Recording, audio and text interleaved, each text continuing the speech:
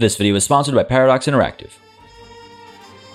Hey everybody, it's PartyElite, and today we're taking another look at the Lamplighters League, the upcoming game from the folks at Harebrained Schemes that takes real-time exploration and turn-based tactics to an Indiana Jones-style save-the-world adventure featuring the occult, mysterious artifacts, and an ominous enemy hell-bent on accomplishing some evil plot, taking over the world.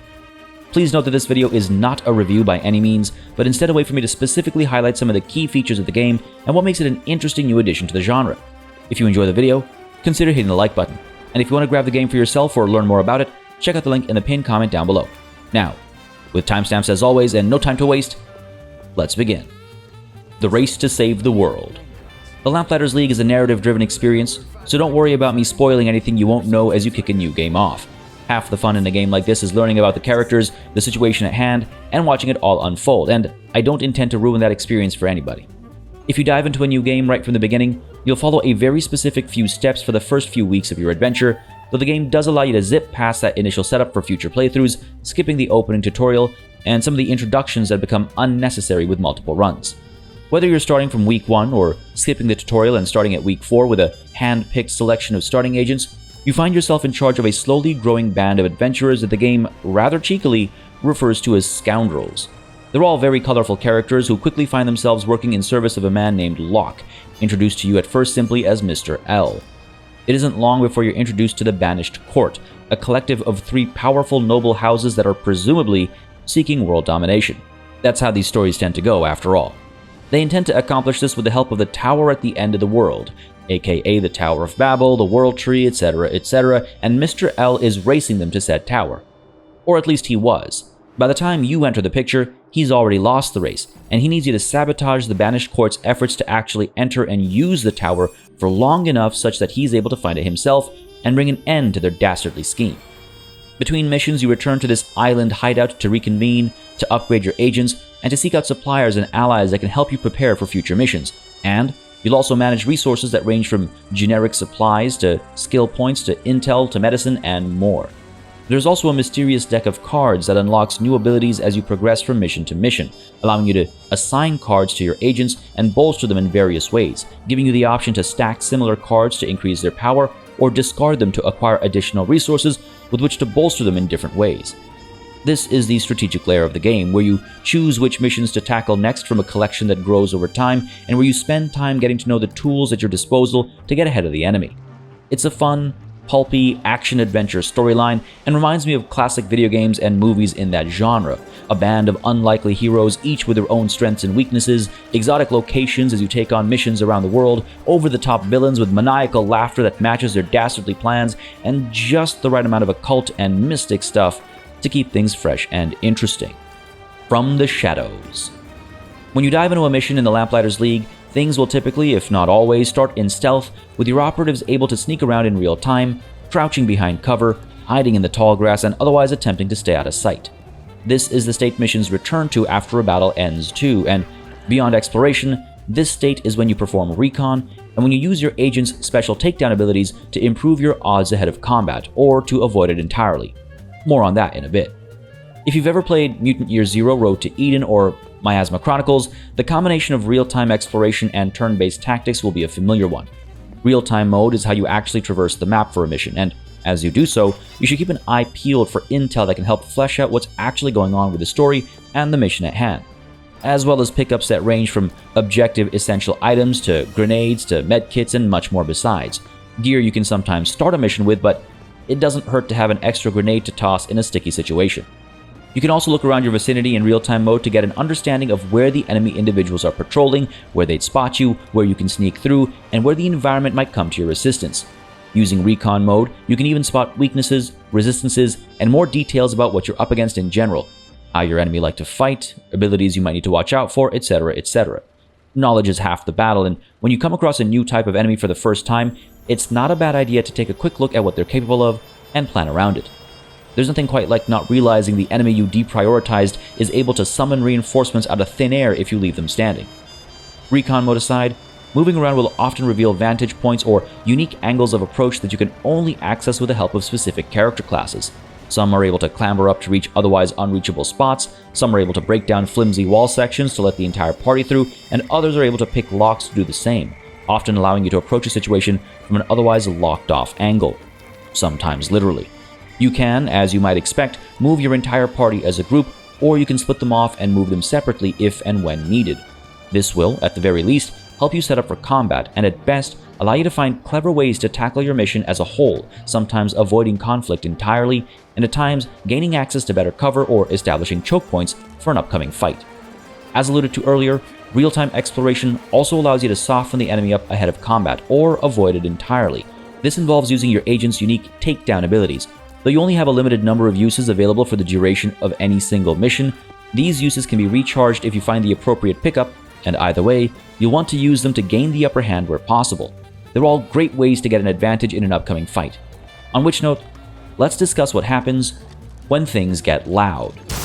Sure, sneaking around in the shadows is a lot of fun, but even the best skulkers get spotted from time to time. As you might imagine, when that happens, there's not much room for conversation. Combat in the Lamplighters League will feel very familiar in the most important ways. You're managing HP and action points, you're keeping an eye on ammo, and you've got a slew of abilities in common across your characters, as well as unique options based either on their class or who they are as individuals. You'll set Overwatch, you'll fight in melee, you'll fight from range, you'll consider cover, you'll consider the high ground, you'll consider environmental assistance when it comes to dealing damage. There's a lot that will seem extremely familiar, but that's not to say that tactical combat plays exactly like other games in the genre. The Lamplighters League has its own unique ideas, of course. Evasion, for example, is an essential tool at your disposal, encouraging you to take certain actions or upgrades that ensure a character will always dodge the first attack directed towards them. An absolute game changer in a pinch, whether you're taking advantage of it or your enemy is. Stress is also important to keep in mind. The equivalent of morale in other similar titles, different characters and enemies have different levels of stress they can take, and whether attacks against them land or miss, they'll earn points of stress up to a breaking point. When they hit said breaking point, some enemies will flee combat, while others will go berserk and attack nearby targets, friend or foe. Player agents, meanwhile, will simply lose an action point, though at later stages in the game, the consequences of too much stress can be a bit more troubling. Abilities themselves are also quite unique between characters here, with escalating passive and active abilities, as well as unique signature skills unlocking everything from the ability to disappear in a puff of smoke to pulling off trick shots with sniper rifles to unleashing a barrage of bullets in an area of effect. And though permadeath is fairly common in games like this, it's worth noting that in the Lamplighters League, permadeath is a setting that can be toggled when you start a new game, and it determines whether downed agents can be rescued after the fact, or if they're lost for good when they get dropped enough times during a mission. As you progress through the story, things will really start to twist and turn quite a bit as well. It doesn't take long for the reality of the situation to come to the forefront. There's all kinds of supernatural stuff going down, and that means dealing with abilities and circumstances that are far from standard. As alluded to earlier, some enemies are able to teleport in reinforcements, others are able to shroud the entire battlefield in a darkness that makes scoring a hit less likely, and others still are literal spirits and ghosts. It can all get a little overwhelming at times, and the option to retreat is often a wise call. Sometimes, escaping the current circumstances is the only way to make sure your team can live to fight another day. A Band of Misfits. In the Lamplighters League, you'll be leading a crafted, scripted, voice-acted, and carefully designed group of adventurers, literally referred to as scoundrels in-game. Apart from the handful you start with, you'll gain access to more of them over time with recruitment missions spread across the world, allowing you to pick them up one at a time.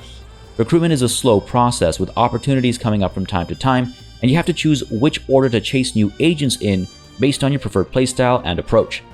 Apart from a standard set of stats ranging from health, armor, optimal ranges, damage output, and movement speed, each has their own special abilities, their own skill trees, and their own narrative motivations that make them all interesting and valuable in their own ways.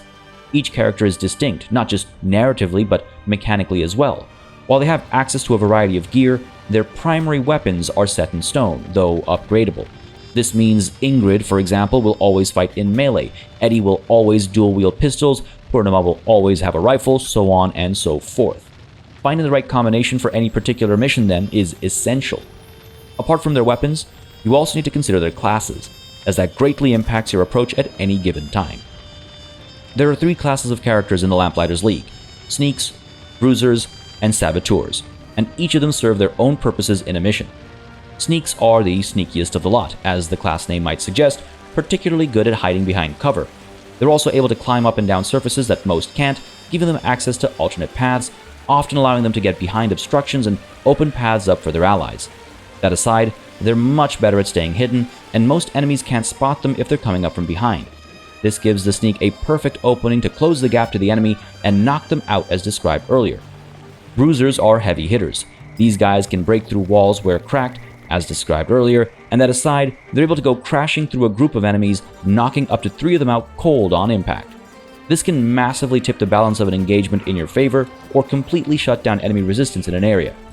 Saboteurs, meanwhile, are able to pick locks and open up otherwise inaccessible pathways, while their shock mines can be tossed at a fair distance to draw the attention of nearby guards, knocking them out when they decide to investigate, and possibly damaging others in the vicinity, softening them up for combat. Shock mines also electrify water or set off oil explosions, so used wisely, a saboteur can open a battle up with a huge advantage for your side of the equation. Naturally, your scoundrels upgrade over time, and the way the Lamplighters League approaches this welcomes experimentation from the player. Skill points are earned on every mission and added to a pool. Anytime you want to upgrade one of your characters, you deduct skill points from this pool, meaning agents that don't get much use can still be upgraded to keep up with their counterparts. With each spent skill point giving additional HP and increased damage output, you can very easily see that the game encourages the player to spread the love as far as these skill points are concerned. I mentioned earlier that the game features permadeath outside of certain difficulty settings, and as you can imagine, over-investing in a single agent and then losing them in battle can certainly hurt. Sure, first they go down and you have a few turns to help them recover, and sure, you can go through that cycle a couple of times, but if you're ever too slow to help or you let an agent fall in battle enough times, that could be a bunch of skill points down the drain.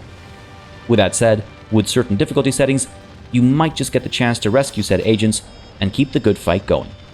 The Lamplighters League is releasing very soon, and once it does, you're in for a wild adventure plucked straight out of the late 80s and early 90s. While there are differences, I think it's safe to say this is as close to an Indiana Jones XCOM-like game we're going to get for a while. Exotic locations, a touch of the occult, and fun characters that are all a little rough around the edges regardless of their backstories. If you'd like to know more about the Lamplighters League, don't hesitate to check out the link in the pinned comment down below, and for more strategy gaming reviews, previews, let's plays, and more, don't hesitate to subscribe. As always, a massive thanks goes out to all of the channel members and patrons who've been supporting the channel on a monthly basis. They'll keep us alive and running smoothly. And of course, a big ol' thanks goes out to each and every one of you for watching. Until next time, cheers.